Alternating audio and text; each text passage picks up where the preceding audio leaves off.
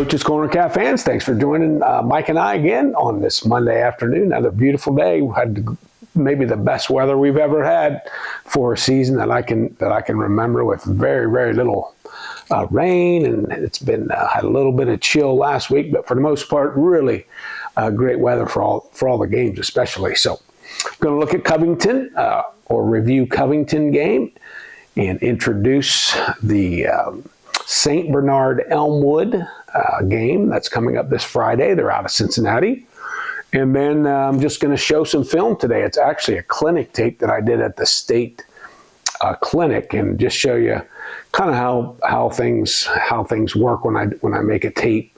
Some of the plays have stuff on them that pause and say something about the play itself, but I'll talk through those. So that's kind of be it. Next week, I'm going to review some of the centers that we've had in the past, and maybe even do a little bit of center clinic. I'll take some film of with our center on how we start the year and all the basics of being our center. So let's go back to Covington last week. As you know, we played them last year. And this year, a very, very similar result. The score was 48-0. Austin Morgan is their coach, and he's really, really, trying and doing a good job. He has good ties to Anna's coach and Minster's former coach. So similar kind of styles and similar types of things that they do. And he's doing a good job. They just don't quite have the numbers yet, and they're still young. They started a bunch of sophomores last year. And so quite a few juniors this year, and even some more young guys playing. But we really wanted to play a good, clean game with few penalties and try to eliminate negative yardage plays. And for the most part, we did a pretty good job of that way. We did have a couple penalties. We did not have to use any wasted timeouts on formation types of things. I think we scored every drive, so obviously then we had no punts, and we got a shutout. So good for the defense. We got the running clock going in the first by the end of the first half. So the second half took less than a half hour for the 24 minutes on the clock. And a good thing we got to get some of the JV guys and those seniors that don't play very much. They got to play the whole second half. So that was good. That was fun. And one of the best things about this, we're coming out of this really healthy. We still have Braxton Taylor out, who got hurt in the Anna game way back. I'm not sure if he'll ever get back this year. That hamstring is still bothering a little bit, and so he may come back. I would say right now, probably not. We don't want to risk his baseball season, and unless he's really, really for sure 100% and feeling really good, we will not get Braxton back. But everybody else is feeling good, and one of the positives as we move forward. This is a little off the topic, I guess, but I told our players after the game, I think our ceiling for this team is still increasing. We inserted some of those young guys about halfway. We have only a couple guys playing both ways a lot now, so that's really helping our guys stay healthy and fresh, and they can all still improve. So it's a real positive. Last year's team, fortunately, they were good already, and they were kind of at their ceiling. They were just cruising along at the way they were playing, and that was good. That was good enough because they were good. This year's squad is still learning stuff and improving, and we got to stay on top of them so that continues. So kudos to all those guys that are contributing this year and keeping everybody fresh and healthy. So moving on to a St. Bernard Elmwood, which is St. Bernard is an area in Cincinnati. When you cross over the outer belt heading south to downtown, I don't know, it's probably 5 or 6 miles, not quite down to UC, but somewhere in between there, right off 75 is where the game is going to be held at. They share a field with Roger Bacon High School, which is a Catholic school. It's about they're probably a Division 4, maybe 5 maybe even 3. Pretty nice stadium, but it only has bleachers on one side. That'll be interesting. But our fans are on I guess all the fans are on the same side, but we will be on the bleacher side. I kind of like that, I guess. St. Bernard comes in at 9-1. Their coach Kyle Hogan took the job just a couple years ago, and he's really building a program that's winning lots of games. In the league that they're playing. They're 9-1 this year, so they were the 4th seed, and we were the 5th seed. So in this week they got the home field advantage, and we're going to travel down there. We're going to stop, actually, kind of a unique place. All the rest areas are under construction, so we're going to stop at Bishop Fenwick High School. It's right east of Middletown, at the Middletown exit, just a mile off the highway. Side note, my dad was the very first coach at Middletown Fenwick way back before I was even born, in the late 50s. And so he's in their Hall of Fame, and he had gone back there several times just to talk, and so kind of a cool thing. So their coach was gracious enough to say, "Yeah, just stop at our place," and so we'll stop for a half hour and just get a little break on the way down. Anyway, St. Bernard comes in with a quarterback who was pretty good last year, and he's returning. He's only a junior this year. He's probably definitely their best player. They did lose several of their skill guys from last year. Owen, offensively and defensively, their O and D line are really, really big kids. Especially the O-line, and my guess would be they probably average 275, 280. The defensive tackles are big guys, but the ends are quick guys. So they play a very basic defense, 4-4 with three deep guys, and sometimes play man coverage. Offensively, everything centers around the quarterback. They do some different things with some formations and try to get you outnumbered, and with unbalanced formations and things like that. And then it's centered around the quarterback who throws some, probably more of a runner than a thrower. But so we got to just go down and do our thing. Lots of people ask me, I don't know, they seem to think you got to go all the way to Cincinnati, but our kids don't mind traveling. I don't mind traveling, going to a new stadium. Even though we played St. Bernard last year, but a new stadium down there. And so it's kind of fun to take new road trips. And so we're going to travel. The game is at 7:00. And again, it's at Roger Bacon High School, it's probably 5 or 6 miles from Elmwood High School. It's right off the highway. Once you're off the highway, it's about 1 minute probably. So looking forward to the challenge again, and hopefully we can get a win and keep moving on. The next week opponent would either be Tri-Village at Tri-Village, or if Portsmouth West would beat Tri-Village, then we would actually get a home game back here at Coldwater if Portsmouth West could beat Tri-Village.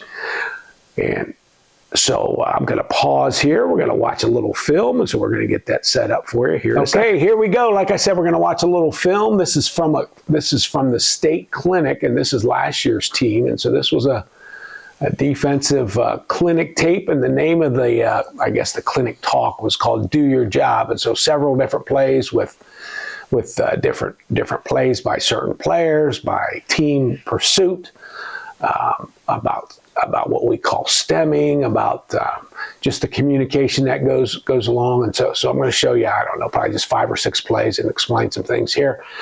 Coach Bruns just came in, and so he runs the show on defense. So I kind of watch and throw in my 2 cents every once in a while, but basically Mark and the rest of the staff take care of everything. So this first play, there's a little bit of movement by some of our defensive guys that we call that stemming, trying to not let them know where you're going to come and when. But I had circled Miles, number 24. So he reads a pass, and he sees it thrown, and what I talked about here was the tackle, right? So we call it breakdown. So he buzzes his feet, gets his head across the ball carrier, and then what we say, run your feet and wrap on tackle. So As you can see there, he lost his footing a little bit, but he kept his feet driving. He wrapped both arms. So really, really good play by Miles. And then you can see 4 or 5 other guys in pursuit, which we take a lot of pride in. We call it run and hit. The RH factor is what we call that, run and hit. So again, Miles, number 24 there, breaks down, wraps, and a good pursuit. All right, so this next play, and I'll kind of highlight Cody Depwick here. Again, we call this stemming, and we like to try to disguise what we're doing here. So in this picture where Cody I have circled, he's lined up on the right side as our middle linebacker, and actually he's going to end up going to the left. So our nose guard right here is going to come right. Cody's going to go around, and that confuses the offensive lineman. So Cody ends up not getting blocked, and he goes around, comes free, and then he runs him down and makes the tackle. Again, the RH factor, you can see all our guys right here. You just see 1, 2, 3, 4, 5, 6, 7, 8. Here comes the 9th, and he's coming here. So 9, 7, 8, 9 guys getting to the ball. So this is a third and 7 play, and through film study from their scrimmages, we knew that their favorite route was a play where this guy out here likes to run in and run a curl, and he was their, I can't remember if it was this guy or this guy, but is their favorite receiver. And so Mason Welsh right here, he knew that, and he knew which guy it was, and he sniffs it out and gets a tip, and we get an interception. So number four, this receiver here was their favorite guy. And he's going to run what we call a curl. And they had run that several times in the scrimmages, and we knew that. So this first 3rd and 8, when they're in this formation with three receivers out here, and we were, our guys were all over it. They're like, hey, here comes the curl. Sure enough, you can see Mason. He's looking right now. We say, get your head on a swivel. So he sees number 4 coming in. He settles right underneath it, gets a tip, and Calpe intercepts it. So really, really good play good anticipation by Mason Welsh on knowing or guessing what they're going to do and making a play. So that's a really, really good play by him. Okay, here we go.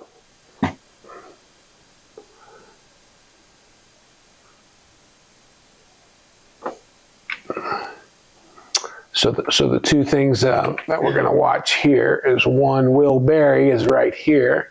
So if I highlight Will, so when I make these tapes, these will stay on here. So Will is on an angle, so he's going to cross this guy's face.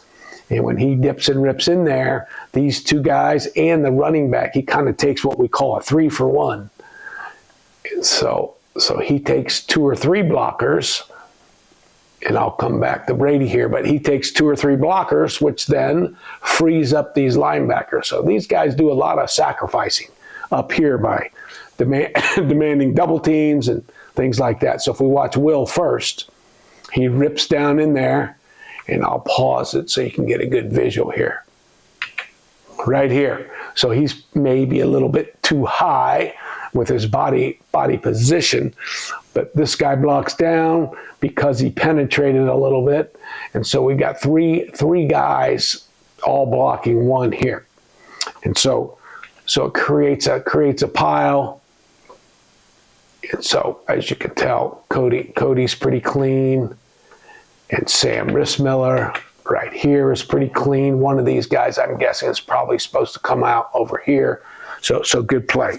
The second thing that was really good on this one is on the backside. We always say, do your job. So Brady is our backside safety right here. And so we have a technique called chuck and chuck. Every Wednesday in practice, we do chuck and chuck. They all partner up. And so Brady knows I'm not making the plays over here. I got to take care of my job first. So this guy's coming to block him, and we call that chuck and chuck. He stings the guy, drives him back a little bit, and then he yanks his jersey and rips through there to get off the blocks. That's a great chuck and chuck.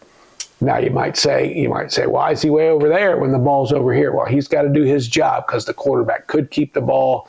So he's doing his job first. Okay, here we go.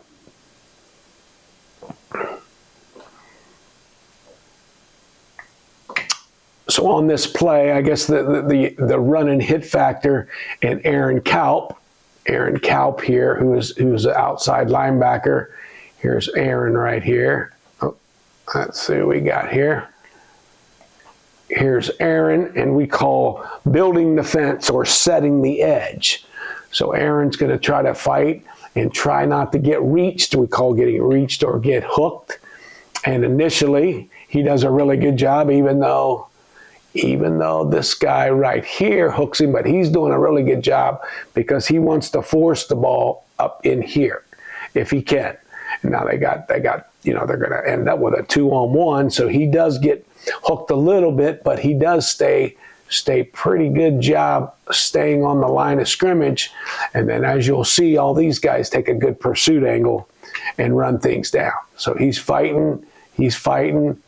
And again, they did get a few yards on this play, but the idea was that he's trying to fight, force things back. And this is what we like. This is the run and hit factor. All these guys running. And they'll change their angles. If this ball carrier were up here further, these guys would be running on a different angle. So we call those pursuit angles. So that's fun right there.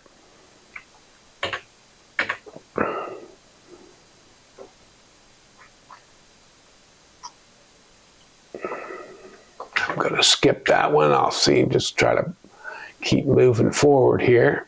Find some really good plays.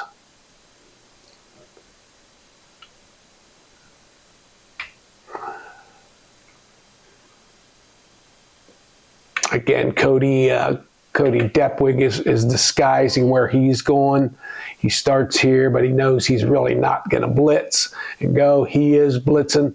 Get a really good fill by Mason here. We call this running the alley. Running the alley to make the tackle.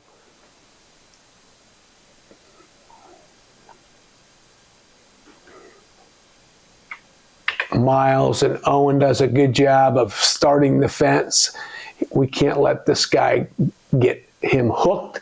And then Miles, so he stays on the line of scrimmage, down the line of scrimmage, which makes the ball carrier run this way. Miles comes and stings the guy who's going to block him, which frees up Mason, who comes and makes the play.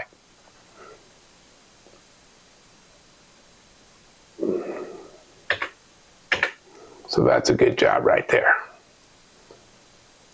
Okay, so a couple things are happening here. We're what we call stem, right? So the D linemen are starting here, and on a command they'll say move or whatever I don't even know what they say. But these three are all going to shift. They're all going to move over a little bit. One of the reasons we moved over because they got an extra lineman over here. They took a tackle and moved them over, which is called an unbalanced line.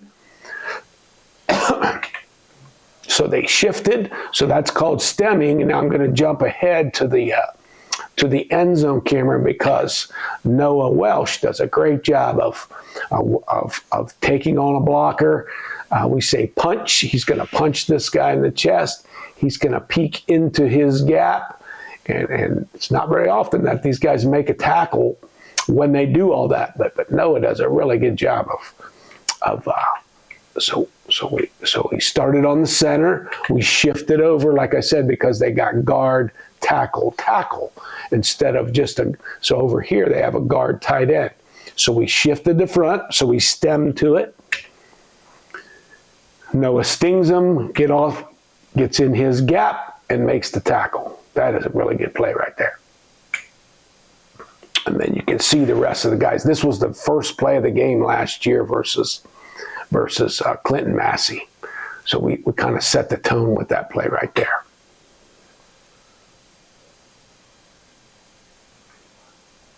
I'm going to jump ahead to one of my favorite. This is one of my favorite plays of the whole year as far as running and hitting.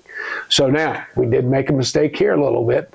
Calpe, we would say he should be looking at him. It appears he might be looking in the backfield a little too much, and he does get hooked. Now this is a pretty good tight end here, so we do not want him to get hooked here, but he did.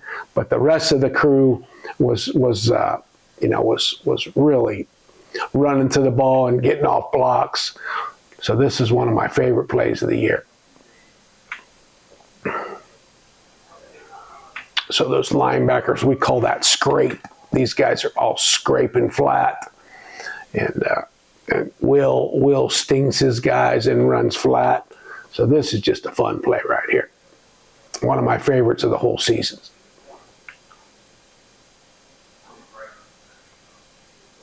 This is their head coach.